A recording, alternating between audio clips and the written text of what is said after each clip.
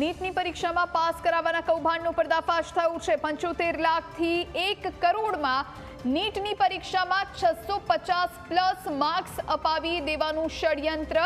ગુજરાતના 8 વિદ્યાર્થી શંકાના દાયરામાં। કર્ણાટક, મધ્યપ્રદેશ સહિતના રાજ્યો સુધી આ નેટવર્ક ફેલાયેલું છે। 85 વિદ્યાર્થીને 650 પ્લસ માર્ક્સ અપાવી દેવાની ગેરંટી આપવામાં આવી। અમદાવાદના એક ક્લાસીસ સંચાલકની પણ ભેદી ભૂમિકા। વાલી અને ક્લાસીસ સંચાલકનો ઓડિયો વાયરલ બન્યો છે। રાજકોટના વાલીને અમદાવાદની હોટેલમાં બોલાવી વચેટિયાએ ડીલ કરી હોવાની જાણકારી મળી રહી છે। જે રાજ્યમાં વિદ્યાર્થી ભણતો હોય તેના આધાર કાર્ડ 4-5 માસ અગાઉ અન્ય રાજ્યના બનાવી દેવાય છે। નીટમાં ગેરરીતિની સીબીઆઈ સહિત 11 જગ્યાએ વાલીએ ફરિયાદ નોંધાવી છે।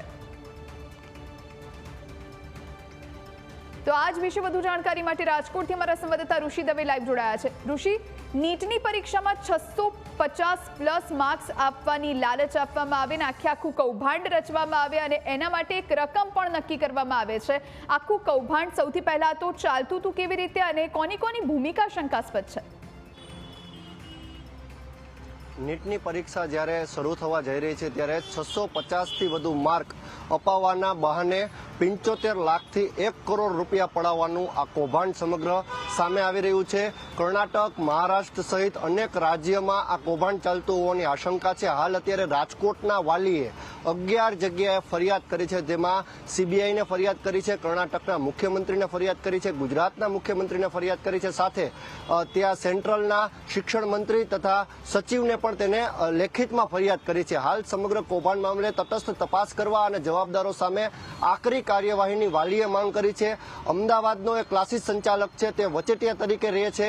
વૈષ્ણવદેવી સર્કલ પાસે એક હોટલમાં વાલી સાથે તેને મુલાકાત પણ કરી અને 75 લાખથી 1 કરોડ રૂપિયામાં 650 પ્લસ માર્ક અપાવવાની તેને બાહેધરી આપી। હાલ તો અત્યારે આગામી જે સમયમાં એટલે કે બસ કાલથી જ જ્યારે નીટની પરીક્ષા છે ત્યારે એક ખાસ જે ચોરી ન થાય તે માટે થઈને સમગ્ર કાર્યવાહી કરવા માટે થઈને પણ જે જિલ્લા શિક્ષણ અધિકારી સહિત તમામ લોકોએ અત્યારે જે બાહેધરી આપવી જોઈએ વિદ્યાર્થીઓને, સાથે પોતે પણ એક સ્કોડને એક્ટિવ કરીને કામગીરી કરવી જોઈએ, જેથી કરીને વિદ્યાર્થીના ભવિષ્ય સાથે ચેડા ન થાય। જો કોઈ વિદ્યાર્થી કે વાલીઓ આ સ્કેન્ડલમાં ફસાયા હોય તો તેને પોલીસ સમક્ષ આવવા પણ જે શિક્ષણ અધિકારી છે તેને પણ જાણ કરી છે। ખાસ આ સમગ્ર ઘટનાક્રમની વાત કરું તો આ ખૂબ જ મહત્વની વિદ્યાર્થીના ભવિષ્ય માટેની આ પરીક્ષા કહેવાય। નીટની પરીક્ષામાં 650 પ્લસ માર્ક મેળવવા માટે થઈને વિદ્યાર્થીઓ જે 1 કરોડ રૂપિયા જે આપવા તૈયાર થયા છે, તમે સમજી શકો છો કે 1 કરોડ એટલે નાની રકમ ન કહેવાય। આ રકમ આપીને સ્કેન્ડલ કરવામાં આવે છે। સમગ્ર મોડેસ ઓપરેન્ડીની વાત કરું તો 5 થી 6 મહિના અગાઉ એટલે 4 થી 6 મહિના અગાઉની આ સમયગાળો છે કે અન્ય રાજ્યમાં એ વિદ્યાર્થીનું આધાર કાર્ડ ટ્રાન્સફર કરવામાં આવે છે અને એ આધાર કાર્ડના આધારે ત્યાં એડમિશન મેળવીને જે પરીક્ષા કેન્દ્ર પર ચોરીઓ થતી હોય ત્યાં વિદ્યાર્થીઓને નંબર અપાવવામાં આવે છે। આ સમગ્ર કૌભાંડ અત્યારે પ્રાથમિક માહિતી માત્ર આટલી સામે આવે છે, પરંતુ શિક્ષણ વિભાગ ઝુકાવે, રાજ્ય સરકાર આ સમગ્ર મામલે ઝુકાવે અને દેશની એજન્સીઓ તટસ્થ તપાસ કરે તો એક મોટું સ્કેન્ડલ બહાર આવવાની શક્યતા છે। જી ઋષિ, સૌથી પહેલા તો એ જાણવા માંગીએ કે વાલી અને આ જે વચેટિયો હતો એની ઓડિયો ક્લિપ પણ વાયરલ બની છે, એને લઈને કોઈ જાણકારી પ્રાપ્ત થઈ છે? ગુજરાતના કેટલા વિદ્યાર્થીઓનું નામ આમાં સંડોવાયેલું હોઈ શકે અને કઈ રીતની તપાસ હવે સીબીઆઈ પણ છેલ્લા ઘણા સમયથી આ મુદ્દે તપાસ કરી રહી છે, એને લઈને કોઈ જાણકારી? હાલ જે વચેટીયો હતો તેનો સંપર્ક રાજકોટના વિદ્યાર્થીના વાલીને થયો અને એ વાલી પોતાના દીકરા માટે થઈને તેને સમજવા ગયા અને મળવા ગયા આ વ્યક્તિને, પરંતુ ફોનનું રેકોર્ડિંગ શરૂ હતું। અન્ય કોઈ પણ વાતચીત આ વચેટિયાએ કરી નથી। સૌપ્રથમ ઇસ્કોન ગાંઠિયા પાસે તેને બોલાવે છે અને ત્યારબાદ તે કહે છે કે પોણી કલાક બાદ વૈષ્ણવદેવી સર્કલે આવો, આપણે ત્યાં એક હોટલમાં વાતચીત કરી લઈએ। નીટની પરીક્ષા બાબતે કોઈ વિદ્યાર્થીને કેટલા રૂપિયા દેવાના એ બાબતે નહીં, આ વચેટીયો કોઈ ઓડિયો રેકોર્ડિંગમાં વાતચીત નથી કરતો, પરંતુ વાલીએ જે ઓડિયો રેકોર્ડિંગ શેર કર્યું છે તેમાં સ્પષ્ટ વચેટિયાનો અવાજ આવે છે અને તે જે ઇસ્કોન થી ત્યાં વૈષ્ણવદેવી સર્કલે તેને બોલાવે છે અને ત્યાં એક હોટલમાં બેઠક કરે છે એ પ્રકારની તેને માહિતી આપી છે। આ ઓડિયો ક્લિપ સાથેની ફરિયાદ અમદાવાદ ક્રાઇમ બ્રાન્ચને આપી છે, રાજકોટ ક્રાઇમ બ્રાન્ચને આપી છે અને સાથે જે કર્ણાટકના મુખ્યમંત્રી છે અને ગુજરાતના મુખ્યમંત્રી તેને પણ ફરિયાદ કરવામાં આવી છે અને સાથે સીબીઆઈને પણ ફરિયાદ કરીને તેને તટસ્થ તપાસની માંગ કરી છે। ખાસ તો એ માંગ કરી છે કે જે આધાર કાર્ડ વિદ્યાર્થીઓ ચેન્જ કરાવે છે આ નીટની પરીક્ષાના 5 થી 6 મહિના અગાઉ, તે તમામ વિદ્યાર્થીઓની તપાસ કરવી જોઈએ તેવી તેની તટસ્થ માંગ છે। જી કોઈ વાલી અને વચેટિયાઓ વિશે કોઈ જાણકારી પ્રાપ્ત થઈ શકે છે ખરા? કઈ રીતનું આખું આ કૌભાંડ આચરાયું હોઈ શકે? શું વધુ વાલીઓ સામે આવી શકે છે ખરા?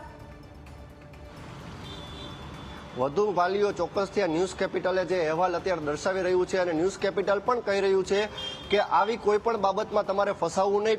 75 લાખથી 1 કરોડ રૂપિયામાં 650થી વધુ માર્કની લાલચ આ વચેટિયાઓ આપે છે.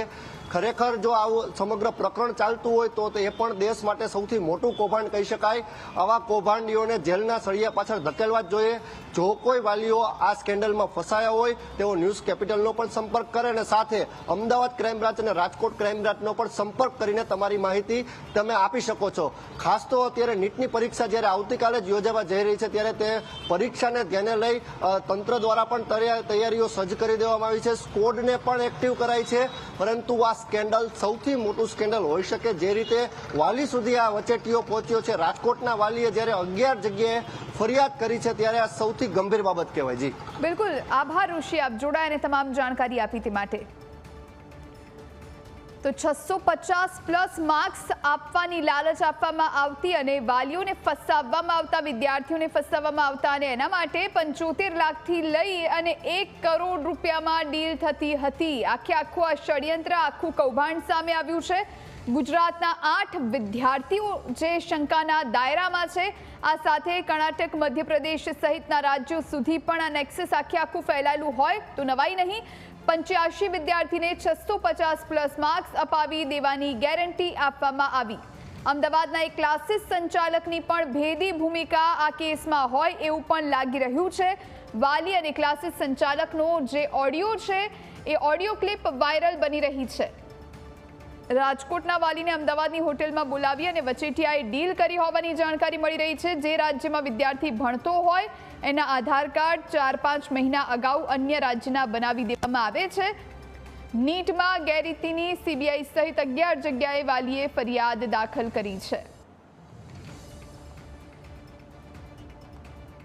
તો જે પ્રમાણે નીટની પરીક્ષા, જે સૌથી ટફ પરીક્ષા અને સૌથી મહત્વની પરીક્ષા માનવામાં આવે છે દરેક વિદ્યાર્થી માટે, અને એના માટે વિદ્યાર્થીઓ દિવસ રાત એક કરી અને મહેનત કરતા હોય છે ને એવામાં આ પ્રમાણેના કૌભાંડ જો સામે આવતા હોય તો વિદ્યાર્થીઓને હવે આ પરીક્ષાની વિશ્વસનીયતા પર પણ સવાલ ઉઠી રહ્યા છે. કૌભાંડનો પર્દાફાશ થયો છે. 75 લાખથી 1 કરોડ રૂપિયામાં નીટમાં 650 માર્ક્સ અપાવી દેવાનું ષડયંત્ર, જે ઓડિયો ક્લિપ વાયરલ બની રહી છે એ આપને સંભળાવીએ.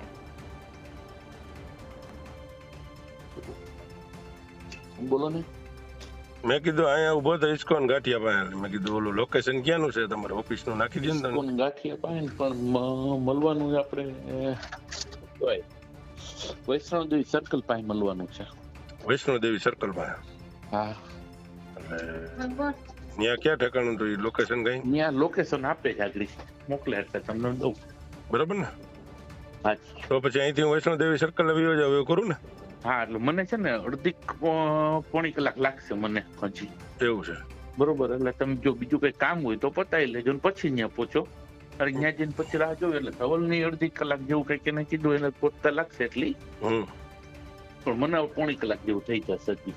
એવું છે? તો ત્યાં વૈષ્ણોદેવી સર્કલ છે મિત્ર, ત્યાં બે હોટલે બેસી તો એવું કરી. હા, તો કઈ વાંધો નહીં. બરાબર ને? હા હા.